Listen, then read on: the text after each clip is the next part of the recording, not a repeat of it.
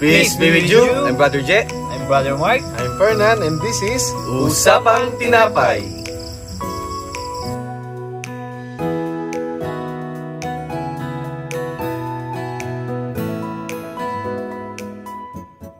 Magandang gabi mga katinapay. Hello, gandang gabi, musta? Wow, gandang gabi. What's up, staff? Maraming salamat dahil muli sinamahan nyo kami sa another episode Amen. ng Usapang Praise God. Tinapay. Ang ipinagdiriwang po natin ngayon ay ang ika-16 na linggo sa karaniwang panahon. Okay, so simulan na natin, no? So, Brother Fernan, pwede bang pakibasa yung ating unang pagbasa?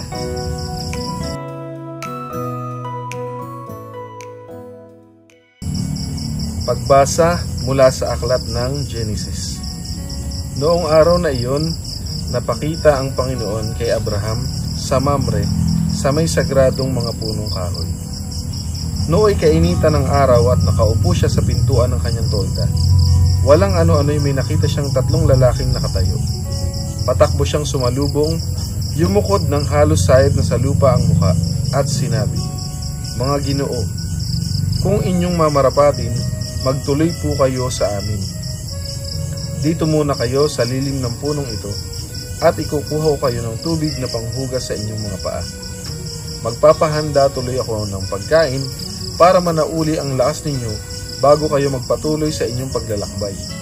Ikinagagalak ko kayong paglingkuran habang naririto kayo sa amin." Sila'y tumugon, "Salamat, ikaw ang masusunod."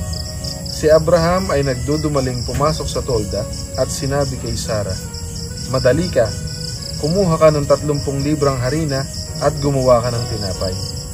Pumili naman siya ng isang matabang guya sa kulungan at ipinaluto sa kanyang alipin. Kumuha rin siya ng keso at sariwang gatas at inihayin sa mga panauhin kasama ang nilutong karne. Hindi siya lumayo sa tabi ng mga panauhin habang sila'y kumakain. Samantalang sila'y kumakain, tinanong nila si Abraham, "Nasaan ang asawa mong si Sarah?" "Nandoon po sa tolda," tugon naman ito. Sinabi ng panauhin, "Babalik ako sa 1 taon, sa ganito ring panahon, at pagbabalik ko'y may anak na siya." Ang salita ng Diyos. Salamat sa Diyos. Okay, so ang ganda ng first reading, no? Ang galing nung ginawa ni Abraham, no? So, Brother Fernan, pwede bang malaman namin kung ano ba yung naging mensahe ng first reading sa iyo? Well, dito sa first reading, mga kapatid, ang naging message dito, kung gaano ka-importante yung pagiging hospitable mo. Kailangan, marunong tayo mag-entertain, syempre, ng bisita. Lalo pa yun. Sino ba yung bisitang inaasahan ni Abraham? Di ba? Ang Panginoon. So, yung tatlong Ginoo na nakita niya, no? So, pinaniniwalaan na yun ay si Yahweh at may kasama siyang 2 anghel. So, nung makita niya, di ba, nagmamadali pa siya. Halos magandara pa siya, makakita niya. Nandun sa may puno yung tatlo. No? Inalok niya ng pumunta dun sa may tolda, huhugasan niya pa yung mga paa, paghahandaan niya ng pagkain, tsaka yung mga pinili niya, mga masasarap na pagkain yan eh. Keso, sariwang gatas, yung guya na pinaluto niya dun sa kanyang alipin. Oo. Kumbaga, pinapakita dun kung paano tayo dapat bilang isang mabuting tao. Kailangan, pag may nakita ka syempreng isang tao sa lugar nyo, kasi lugar ni Abraham yun eh, nasasakupan niya yun. Dapat willing kang mag-entertain, willing kang magpatuloy sa inyong tahanan. Dahil doon, no? So, nakita yung kabutihang loob ni Abraham, di ba? So, nangako si Yahweh sa kanya na next year, pagbalik ko, may anak ka na. So, dito rin, pinakita rin dito na si Yahweh, tapat sa kanyang pangako. Tapos, syempre, di ba, ang magiging anak ni na Abraham, si Isaac. No? So, yung Isaac, ang ibig sabihin nun ay laughter. No, kasiyahan. No? Kaya ipinangalan sa kanya ay Isaac. Kasi si Sarah, nung narinig niya yung sinabi noong Ginoo, sa loob-loob niya, natawa siya. Mababasa siya dun sa mga susunod na verses. Kasi si Abraham, so natawa rin siya. Kasi ang tanda na asawa niya, 90 na si Sarah. Hindi sila makapaniwala. Magna 90. So 89 si Sarah kasi 90 siya ng anak eh. Sila makapaniwala kaya natatawa sila. Oo. Kaya kaya ipinangalan nila sa anak nila Isaac.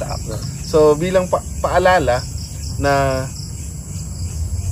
kay Yahweh, kahit yung mga imposibleng bagay, kahit yung mga bagay na nagdulot na sa'yo dati ng kalungkutan kasi hindi ka nagkakaanak, ikaw ay baon.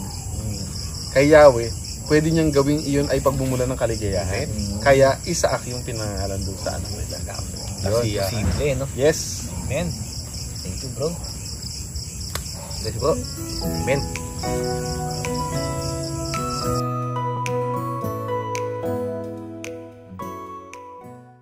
So ngayon naman mga kapatid, no, narinig natin yung mensahe ng first reading. Yes po. Brother Jay, pwede bang pakibasa mo naman sa amin yung ikalawang pagbasa? Sige po. Mga kapatid, ang ikalawang pagbasa ay mula sa sulat ni Apostol San Pablo sa mga taga-Colosas.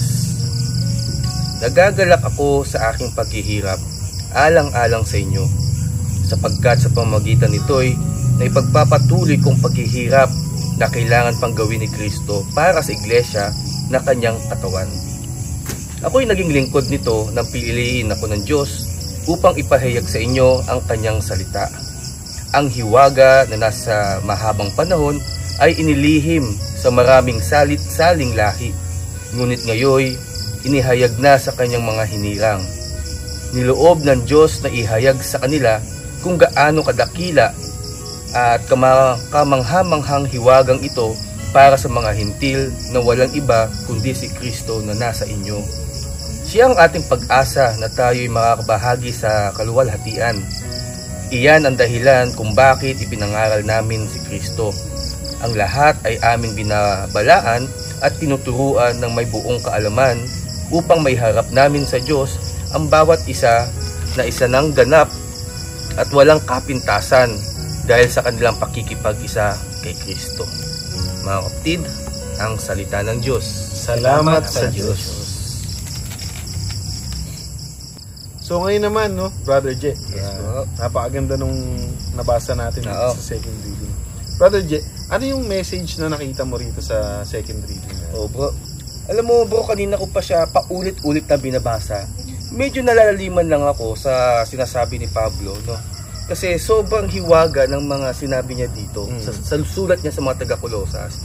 Pero ang pinaka-point ni Pablo dito is pinagpatuloy niya daw yung gawain ni Kristo na naputol. No? Kumbaga yung gawain ni Kristo, idiniretso niya kasi yung salita ng Diyos, hindi dapat tumigil yan. Nabanggit dito ni San Pablo na meron na hinirang si Jesus dito ng mga kasama sa iglesia. No, so tayo yung tinatawag na katawan at si Kristo ang ulo ng iglesia. Ngayon, dahil pinagpatuloy ni San Pablo ang kanyang misyon, so sinalin niya daw ito sa mga saling lahi, sa mga future generation na magtutuloy sa salita ni Kristo. So dito, nakita ko dito mga brothers na parang nabigyan ko siya ng reflection na dapat maging din tayo, maging ready tayo sa kung ano man yung isasalin lahi o sasalin sa atin na ipagpapatuloy natin sa mga gawain na itutuloy natin na ginagawa ni Kristo. Diba, no? So dapat ituloy natin, huwag natin putulin yung misyon ni Kristo na pagpapalaganap ng mabuting balita. Amen. Kaya nga nabuo ang tinatawag na iglesia o sa simbahan na dito pinapalaganap yung mabubuting balita. No? So alam naman natin mga kapatid, mga brothers, na di ba tuwing nagsisimba tayo every Sunday, weekly, maraming mga readings tayong binabasa. Katulad ng ginagawa natin, may mga readings tayo, may first, second, and gospel. So ngayon, habang binabasa natin ito, lagyan natin to ng kahulugan. At yung kahulugan na bibigyan natin ng refleksyon, yan ang ipapamahagi natin sa kanila. Katulad yung mga kapatid sa mga nanonood dyan. So, binabasa namin, binibigyan namin ng kahulugan, refleksyon ng mga brothers na nandito, no, para maparating po sa inyo dyan. Through online, through any platform of media na kung saan to naka-upload, is way rin po namin ito para mapagpatuloy namin yung mission na inaano ni Lord, yung simula pa ng trabaho ni Kristo. Amen. Kaya sinasabi nga daw dito ni San Pablo, ilang salin lahi. No? So ibig sabihin, marami siyang pasa-pasa na. No, yung pasang-pasa na 'yon, inaano niya eh.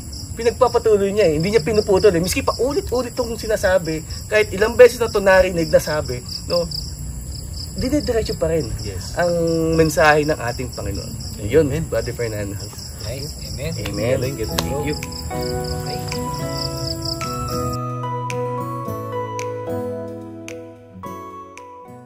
So yun brothers, dito na tayo dadako sa mabuting balita natin Panginoon. So Brother Mark, pakibasa po. Okay, so ang mabuting balita ng Panginoon ayon kay San Lucas. Papuri sa iyo, Panginoon. Noong panahong iyon, pumasok si Jesus sa isang nayon. Malugod siyang tinanggap ng isang babaeng nagngangalang Marta sa tahanan nito. Ang babaeng ito ay may isang kapatid na Maria ang pangalan. Naupo ito sa paanan ng Panginoon at nakinig sa kanyang itinuturo. Alalang-alala si Marta sapagkat kulang ang kanyang katawan sa paghahanda. Kaya't lumapit siya kay Jesus at ang wika, Panginoon, sabihin nga po ninyo sa kapatid kong tulungan naman ako. Ngunit sinagot siya ng Panginoon, Marta, Marta, naliligalig ka at abalang-abala sa maraming bagay. Ngunit isa lamang ang talagang kailangan. Pinili ni Maria ang lalong mabuti at ito'y hindi aalisin sa kanya. Ang mabuting balita ng Panginoon. Pinupuri ka namin, Panginoong Jesucristo. So yun, Brother Mark, no? Sa binasa mo, bro, so anong mensahe ang dating sa iyo nito, bro? Okay, so sa binasa kasi natin, merong tatlong karakter. Yung ating Panginoon, si Maria, at si Marta. No? So sinabi dyan na yung ating Panginoon bumisita sa isang nayon, tapos doon siya tumuloy, kina Marta. No? Si Marta may kapatid, si Maria. Okay. So, ano nga yung Panginoon? Siyempre si Marta nag-asikaso, naging abala para para mapakain yung ating Panginoon, para makapag ma-entertain kung ano bang mga pwede nilang ibigay kay Lord, kay Lord Jesus Christ. Ngayon, etong si Maria, nandun lang siya, no? Nandun lang siya sabi pa nga niya, nasa paanan ng Panginoon at nakikinig sa ating Panginoon. So, basic, no? Alam natin yung kwento, si Marta biglang nagreklamo, no? Na, Lord, ang dami kong ginagawa, pwede bang pakisabi dyan kay Maria na tulungan naman ako? Pero, ang galing ng sagot ng ating Panginoon. Nasabi niya, hindi ko pa alisin to si Maria. Kasi, pinili niya kung ano ba yung mas importante. No? Ano ba yung mas mahalaga. No? Siyempre, andun yung Panginoon eh. Aalis ka. Kung mag-aalis ka pa ba? So, yun, talagang dito marirealize na ano ba talagang importanteng gawin sa mga panahon na andyan ang ating Panginoon. No?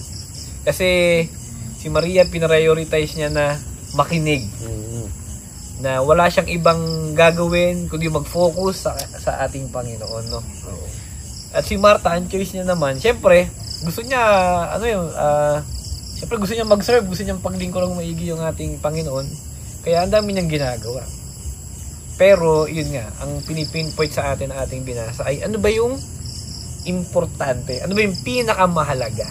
At yun ay ang paikinig sa ating Panginoon. Amen. No? Yes. So, parang sa atin, sa buhay natin ngayon, no? Kasi, ngayon, napakadaming ginagawa, no? Talagang di mo na lang kung uunahin mo, no? Ang nangyayari tuloy, minsan nakakalimutan na natin makinig sa ating Panginoon, no? Sobrang dami ng ginagawa natin, hindi natin mabigyan ng espasyo ang Panginoon para pakinggan siya. So, ang nagiging resulta, natataranta tayo, nape-pressure tayo, di natin alam yung unang gagawin kasi nga wala na tayong sinunod, wala tayong pinakinggan kasi wala tayong hiniling na guidance, no? Pero tingnan mo tong si Maria, nandun siya nakikinig na dapat gayahin natin yung ginawa ni Maria kasi napaka-importante na although marami talaga tayong ginagawa, no, hindi na natin yung mababago, pero importante na makinig, pakinggan natin ang ating Panginoon para matulungan niya tayo, mag-guide niya tayo, at malaman natin kung ano ba talaga yung importante. At malaman natin kung ano ba yung kailangang unahin, ano ba yung mga hindi dapat unahin, mag-prioritize. No? Priority. Kaya sana tayong lahat, no, tayong mga kapatid, mga magkakapatid. Kasi minsan sa service natin ganun din no. Minsan akala natin dami kong ginagawa, hindi ko lang uunahin ko. Paano ba to? Tapos minsan parang tingin natin iba nating kapatid walang ginagawa, no? Nagko-compare ka ngayon, nagko-compare ngayon. Bakit ganun pagod na pagod ako pero sila relax na relax. Pero dapat pala hindi ganun yung maging mindset. Dapat may time tayong mag-pause. Tumigil, teka, tama ba tong ginagawa ko? Ito bang ginagawa ko ay nakakapagbigay pa ba ng papuri sa Panginoon? O gawa lang tayo ng trabaho pero nakakalimot pala tayo sa Kanya. No? So, importante na sa bawat ginagawa natin, sa bawat mga service na ginagampanan natin, huwag nating kakalimutan na ang ginagawa natin lahat ito dahil sa Kanya at para sa Kanya. Hindi lang dahil dahil ang dami natin kailangan gawin at marami tayong inaasikaso. Hindi lamang mga kapatid. Amen.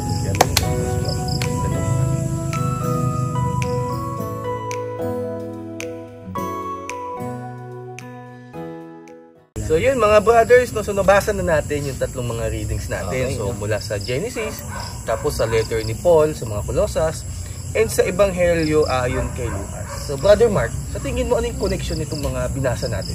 Okay, so napakaganda, no? Napaka-importante ng mga natutunan natin ngayong gabi, no? Yung pakikinig ni Maria na in a way naging way para matutunan ni Abraham kung paano tumanggap ng mga tao na kasi tinitingnan ni Abraham na bawat tao ay ang Panginoon, no? At yung pagmimisyon ni Pablo, no? Kasi kahit gaano kahirap, nagagalak pa siya, no? Nagagalak siya sa kanyang paghihirap, no? So, ayun, pinapakita dito na talagang makinig ka muna kasi, no? Makinig ka muna. Hindi pwedeng dada tayo ng dada, kilos tayo ng kilos. Makinig muna tayo sa Panginoon, pinaka-importante. Yun yung pinaka-priority natin, no? Kasi yun nga, sobrang dami kasi lalo ngayon yung technology, no? Kasi iniisip mo yung technology makapagpadali ng trabaho natin, pero parang nangyari lalong dumadami yung trabaho kasi nga mas marami tayong napoproduce, mas may binibigay pang mga trabaho ngayon. Ayun, kaya lalong nagiging komplikado pa, no? Pero maganda nga naman yung naidudulot, pero ang point natin dito, tumitigil ba tayo? No? Tumitigil ba tayo para makinig sa ating Panginoon? Kasi yun yung ginawa ni Abraham, no? Nung nakita niyo yung tatlo, no? So hindi siya nag-atubili na nag-ano pa nga siya, sinayad pa yung mukha niya sa lupa na sobrang hospitality kasi nga ang pagtingin niya sa taong yun ay ang Panginoon, no? At saka nakakahanga yung ginawa ni Pablo na yung pagtitiis sa mga hirap na ikinagagalak pa niya. Kasi para sa Panginoon yung ginagawa niya. To further the mission. Yun, to further the mission kasi sabi niya itutuloy ko. Itutuloy ko yung naiwan ng ating Panginoon. No? Na magaling kasi hanggang ngayon nangyayari pa siya. Na hindi talaga siya tumigil, no? Kasi lalo na dito sa bansa natin sa Pilipinas, no, na talagang alam mong it's a Catholic country, no, na marami pa ring nagpapatunay, nagkakalat ng mabuting balita. Amen. Yun sa akin. Nice. Amen. Oh.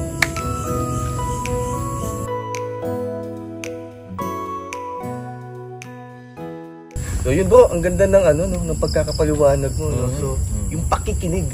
No, pakikinig kasi ganun yung ginawa ni Maria, no, nung ando dun si Jesus sa kanilang tahanan.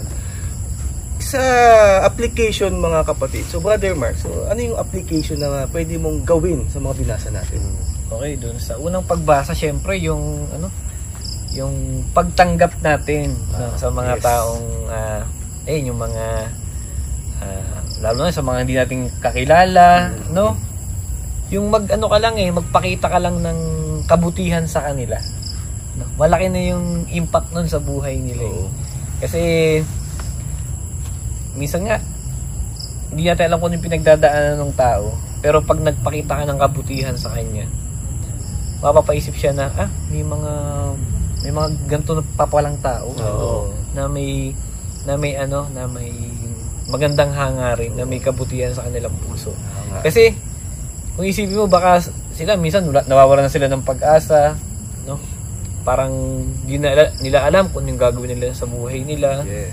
No, pero ikaw, tayong lahat, no, pag nagpakita tayo ng kabutihan sa ating kapwa, baka ma-remind sila na ay may Panginoon. Yan. No? May Panginoon kasi nakikita ko sa taong to na siya ay nagiging refleksyon ng Panginoon, no? Amen. At doon naman sa pagmimisyon, no? Kasi hindi naman talaga madali ang magmisyon, no? Yes.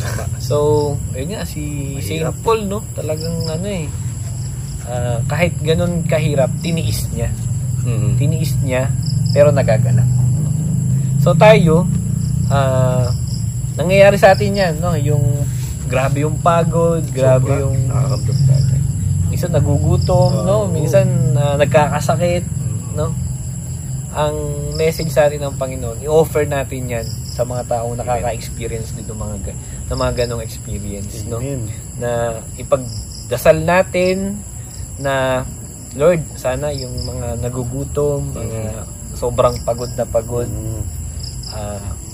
kayo yung bumusog sa Kanya at mag-renew ng energy nila. Yes. No? I-offer natin, mag-offer tayo ng mga prayer sa mga experience, sa mga na-experience natin para sa ibang tao, hindi lang para sa ating sarili. Kasi minsan nagiging self-centered tayo, grabe pagod ako. Mas wala tayong pakialam sa iba. No? Ipag-pray din natin yung mga nakakaranas ng nararanasan natin. Amen. No? At pinakahuli at pinaka-importante ay yung tumigil ka muna, mag-post ka muna at kamustahin mo yung Panginoon. No? Tanungin mo siya, ka sa Kanya, magpa-evaluate ka sa Kanya, no? Kung tama pa ba yung ginagawa mo. Kasi minsan nga, ang dami nating ginagawa, no? Hindi natin namuunahin. Grabe yung isip natin, pagod na kaiisip sa mga pag-iisip ng solusyon sa mga problema natin. Sa service natin, no? Dami nating ginagawa, no? Pero mag-isip din tayo, no? Mag-post din tayo. Teka, para kay Lord pa ba itong ginagawa ko? Baka mamaya, para sa sarili ko na lang pala, no? Para mapansin ako na magaling ako, no? Kasi pag gano'n na yung naging mindset mo, hindi ka na nagbibigay ng papuri sa ating Panginoon. No? So, hintayin mo yung sasabihin ng Panginoon sa iyo. At doon mo malalaman kung okay ba yung ginagawa mo. Kung tama ba yung ginagawa mo, o puno pa rin ba ng pagmamahal yung ikinikilos mo sa iyong mga ginagawa.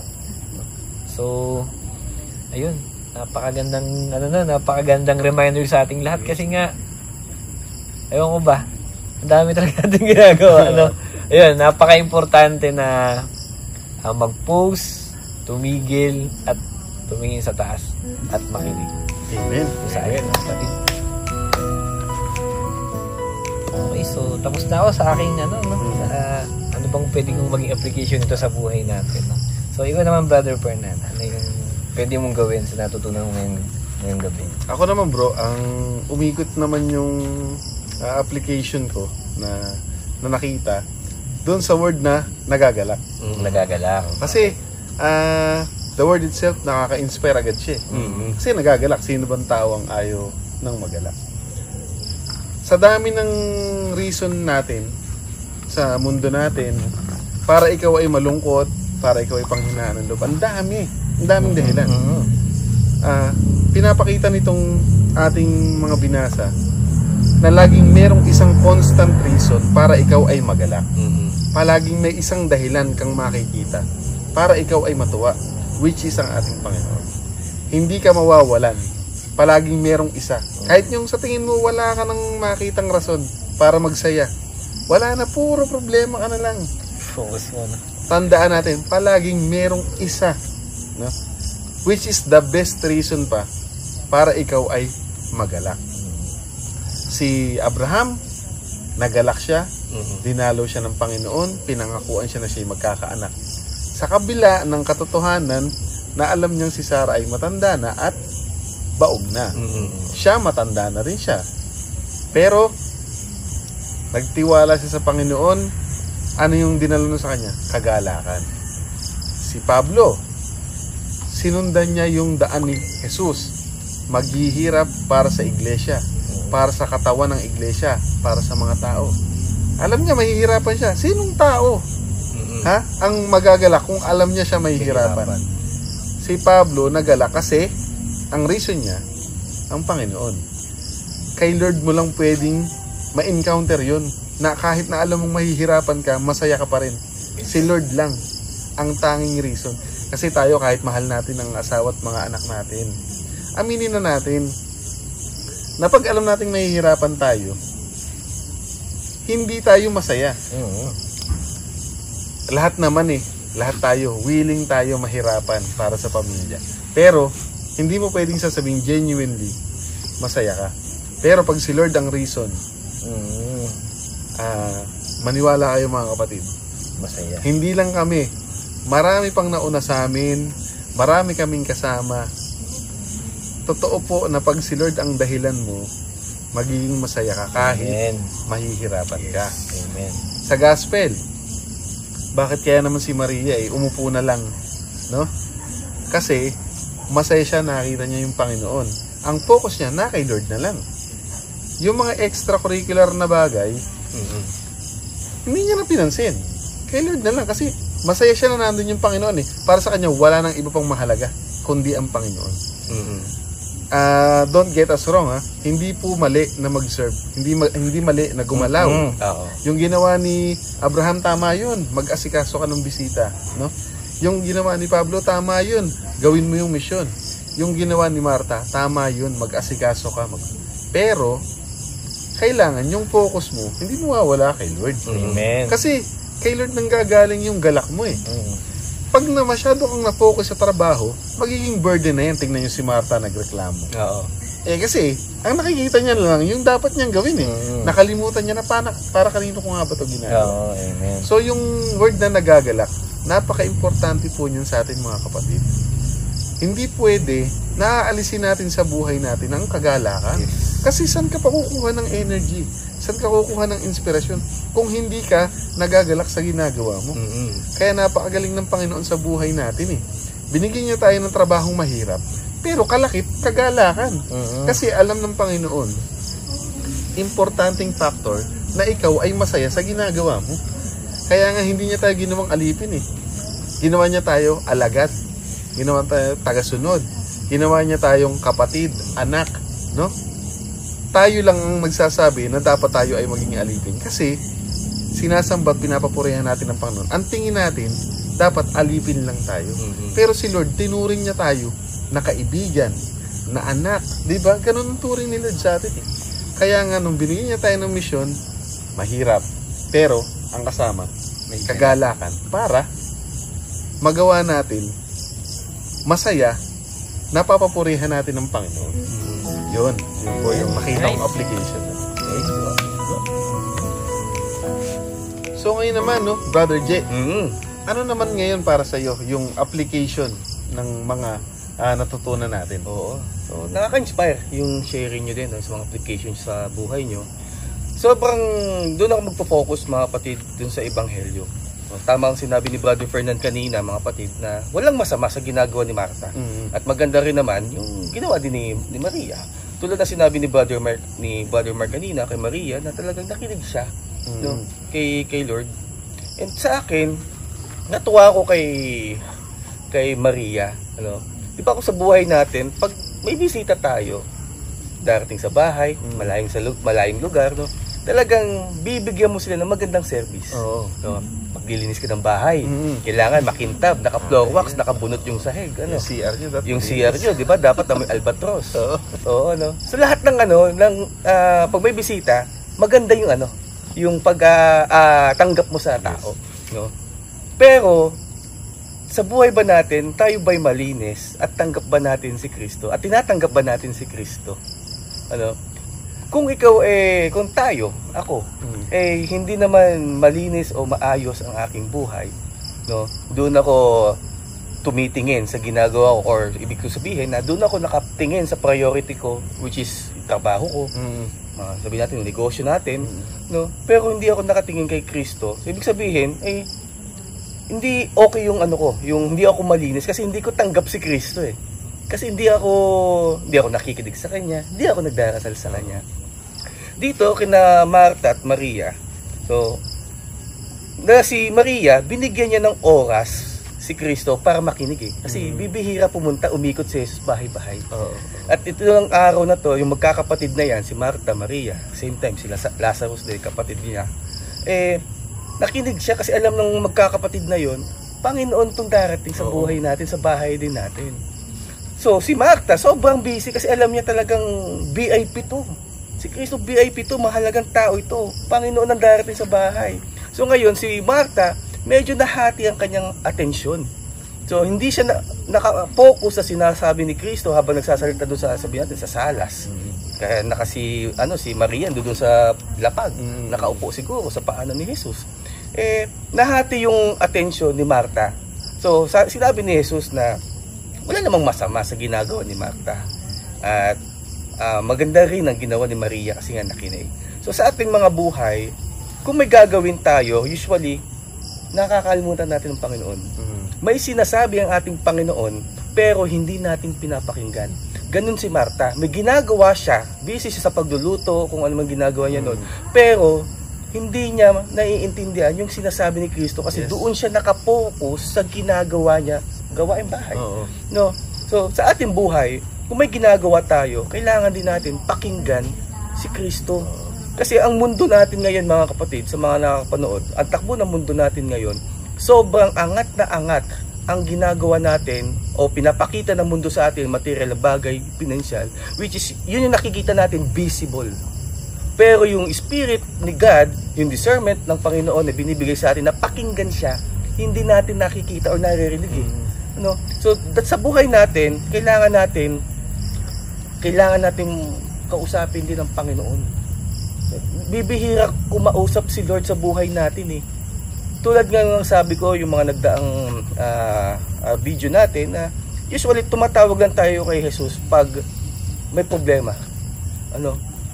Pero pag ikaw'y masaya na dumating na yung prayer mo, naibigay na yung kahilingan mo, nakakalimutan mo na siya Nakakalimutan mo na siya. Kakalimutan natin magpasalamat. Pag halimbawa, answered prayer tayo, mananalangin ako na, Lord, sana makapasa ako sa board exam. Dumating nakapasa ka, top 1 ka pa. Pero, sinong pinagbunyi mo? Pinagbunyi mo sarili mo, hindi mo pinagbunyi ang Panginoon. So, dapat siya muna ang pagbubunyi natin. Sabi muna, i-glorify natin, hindi yung sarili natin. Iangat, ang galing ko.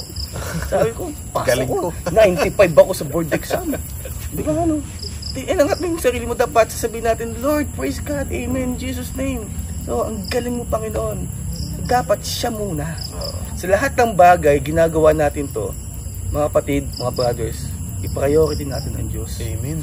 Kasi pag may problema naman tayo, wala tayo ibang tinatawag At wala naman ibang mag-resolve ng problema natin kundi ang Panginoon lang din natin So kailangan natin pakinggan ang boses ng Panginoon. Ilang oras lang to, minuto, kailangan natin siya upuan katulad ng ginawa ni Maria. Umupo siya sa harap ni Jesus. Yun po. Nice. Amen. Maraming salamat mga katinapay. Hello. Mga bro, thank you. Amen. Amen. Maraming salamat po sa inyong muling pagsama sa amin Amen. sa another episode ng Usapang Tinapay. Muli mga kapatid, kung nagustuhan niyo po yung kwentuhan namin, kung meron po kayong napulot na aral, please like, share, and subscribe. Nang sa ganun po, matulungan niyo po kami na maikalat yung mabuting balita ng ating Panginoon. Amen. Yung pong konting effort niyo po, napakalaking bagay po para sa amin. So, yun, no? So, mga kapatid, so meron po dyan comment section. So, comment lang din po dyan kung anong mga mensahe sa inyo. And gusto ko lang din po i-take opportunity, mga kapatid, no? So, this coming July 26, 2025, mga kapatid, magkakaroon po ng Christian Life Seminar. So, iniimbitahan po namin yung mula sa single, couples, at mga servant, and yun, so handmaids, kasama. Oo, handmaids. Ay, nawa po, makadalo kayo sa date na to. So, ang venue po niya sa San Vicente Ferrer, doon po sa may Lumampong Indang. So, lahat po ng mga taga Cavite. So, doon po ang venue sa may simbahan po ng San Vicente sa Lumampong Indang 13. So, pangungunahan po ito ni Brother Migs Ortilla at saka ni Sister Cams Ortilla. So, mga kapatid, yun po. Okay, so, ayun. Grabe, ano. Grabe yung natutunan natin kay Maria, no? Kay Abraham at saka kay Pablo. So, for sure next week, yung Panginoon may nakahanda na naman bagong ituturo sa atin, no? In preparation para sa misa. Kaya dapat po magsimba tayo doon. Okay? So, lagi po nating tatandaan Na ang tao ay hindi lamang sa tinapay na bubuhay, kundi sa bawat salita ng Diyos. Salamat! Bye!